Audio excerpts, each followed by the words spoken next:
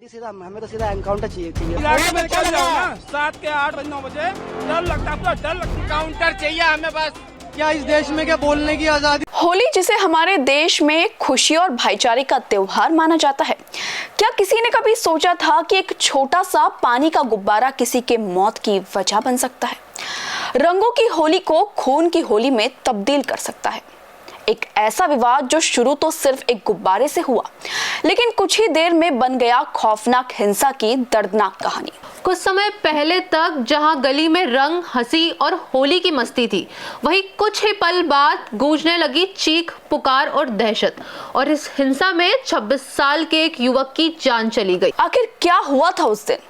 कैसे एक छोटा सा विवाद एक परिवार के लिए जिंदगी भर का गम बन गया? नमस्कार, मैं मोहिनी सेंगर हाजिर हूँ एक ऐसी वारदात की कहानी लेकर जिसे सुनकर शायद आप भी इंसानियत पर सवाल उठाएंगे। नमस्कार, मैं अक्षता। हर जगह की तरह उत्तम नगर इलाके में भी सभी लोग होली खेल रहे थे। तभी एक 9 साल की बच्ची छत से गुब्बारे फेंक रही थी। इसी दौरान एक गुब्बारा वहां से गुजर रही मुस्लिम महिला को लग जाता है। महिला इस बात से नाराज होकर विवाद करने लगती है। बच्ची के परिजन आते हैं, महिला से माफी मांगते हैं, लेकिन विवाद बढ़ जाता है, कहासुनी होने लगती है। महिला घर जाती है और कुछ ही समय में महिला पक्ष के लोग हिंदू समुदाय के लोगों के घर पहुंच जाते हैं। विवाद होता है और देखते ही देखते मुस्लिम समुदाय के लोग हिंदू समुदाय के लोगों पर हमला बोल देते हैं। जमकर मारपीट शुरू हो जाती है, जिस पर हिंदू पक्ष के जो लोग हैं वो विवाद से बचने के लिए जैसे तैसे जान बचाकर खुद को घर के अंदर बंद कर लेते हैं। उन्हें लगता है कि यह विवाद यही खत्म हो गया। लेकिन जब रात में उनका 26 वर्षीय बेटा तरुण घर के पास पहुंचता है, जिसे इस घटना के बारे में जरा भी अंदाजा नहीं था, गली में पहुंचते ही मुस्लिम पक्ष के लोग तरुण को घेर लेते हैं और उसकी जमकर पीटने लगते हैं। इतना पीटते हैं कि तरुण को अधमरा कर देते हैं। अपराधी यही नहीं रुकते, आखिर में वो तरुण के सीने में पत्थर पटक देते हैं, जिससे उसकी हालत और नाजुक हो जाती है।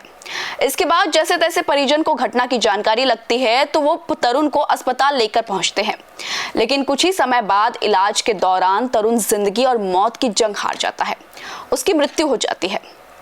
परिजनों का रो रो कर बुरा हाल है। उनका कहना है कि आरोपियों को फांसी की सजा दो या फिर उनका एनकाउंटर करो।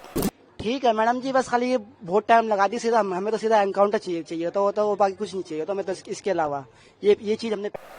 वहीं जमकर विरोध के बाद प्रशासन द्वारा मुस्लिम पक्ष के जो लोग हैं उनके घर पर बुलडोजर की कार्रवाई की गई।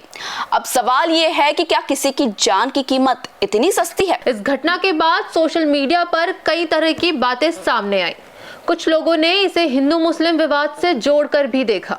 हालांकि पुलिस का कहना है कि मामले की जांच जारी है। क्योंकि जो फैमिली ने जो अपना बयान दिया है और जो हमने लोगों ने अपने जो भी विटनेस अवेलेबल थे उनके बयानों के आधार पर उसको वेरीफाई करने के बाद ही हमने उसको 8वां जो अक्यूज था उसको अरेस्ट किया है। और अभी भी हमारी जांच जारी है। जो भी और अक्यूज हमें मिलेंगे जो इसमें मामले में अगर पाए जाते हैं उनको भी हम आगे आके अरेस्ट करेंगे।